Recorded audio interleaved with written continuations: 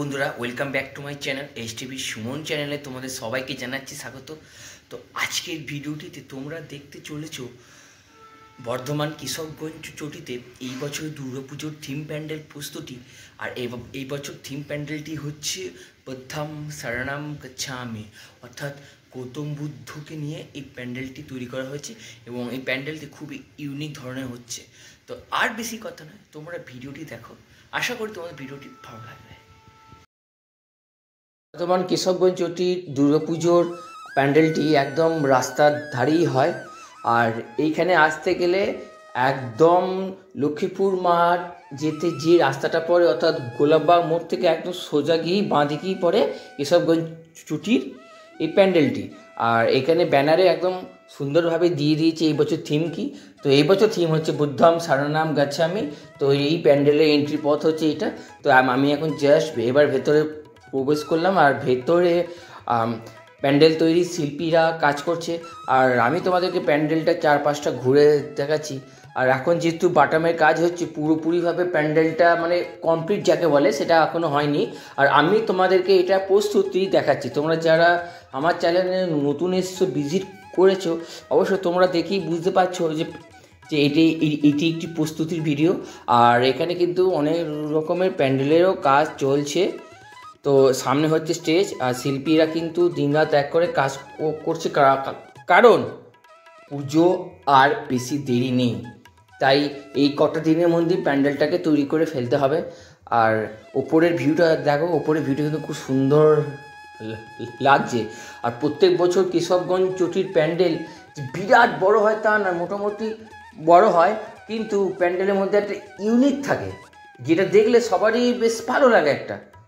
আর দেখো, এইটা হচ্ছে চূড়ো, এইটি প্যান্ডেলে একদম উপরে দেওয়া হবে। আর থিমের নাম শুনেই নিশ্চয়ই তোমরা বুঝতে পারছো যে প্যান্ডেলটা কতটা ইউনিক হতে চলেছে। আর তোমরা যারা এই ভিডিওটি দেখছো, একটা লাইক আর একটা কমেন্ট করে দিও। তোমাদের একটা লাইক আর কমেন্ট আমাকে অনেকটা উৎসাহিত এবং মোটিভেট করে পরবর্তী ভিডিও বানানোর জন্য। এবং তোমরা বর্ধমান থেকে কারা কারা দেখছো এবং তোমাদের ওইখানে কী থিম প্যান্ডেল আছে এরকম তৈরি হচ্ছে, কমেন্ট বক্সে জানাও। তাহলে আমিও সেখানে যাব, তোমাদের সেই প্যান্ডেলটাকে ভিডিও করে তো সবাই মাঝখানে ফুটিয়ে তুলব। তো তোমরা অবশ্যই কমেন্ট বক্সে জানাও যে তোমরা আরও কোথায় এরকম প্যান্ডেলের ভিডিও দেখতে চাও। তো যত সম্ভব আমি যাব। আর দেখো, এখানে বাটামের কাজ হচ্ছে। তো দেখতেই পাচ্ছ, এইগুলোকে বাটাম বলে।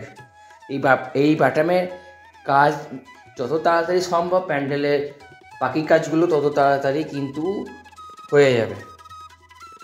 বর্ধমানে আরও সুন্দর সুন্দর যে জায়গা, যেমন হচ্ছে সবুজ সংঘ, তারপরে গদ্যচটি, যে সুন্দর সুন্দর যে প্যান্ডেলগুলো হচ্ছে সেই প্যান্ডেলের ভিডিও আমার চ্যানেলে আপলোড করা আছে। তোমরা আমার চ্যানেলে ভিজিট করো, গিয়ে সেই ভিডিওগুলোও দেখতে পারো। সেখানেও বলা আছে কী থিম হচ্ছে। তো যদি জানতে চাও কী থিম হচ্ছে আগে থাকতে, তো সেক্ষেত্রে তোমরা সেই ভিডিওগুলো দেখতে পারো।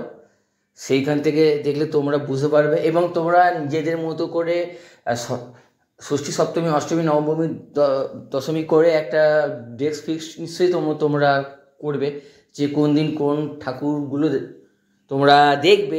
সেক্ষেত্রে এই ভিডিওগুলো দেখো, তাহলে তোমাদের প্যান্ডেল সম্বন্ধে একটা আইডিয়া এসে যাবে, থিম সম্বন্ধে একটা আইডিয়া এসে যাবে।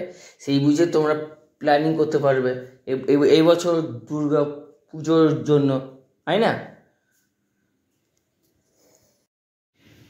এই ছিল আজকের ভিডিও।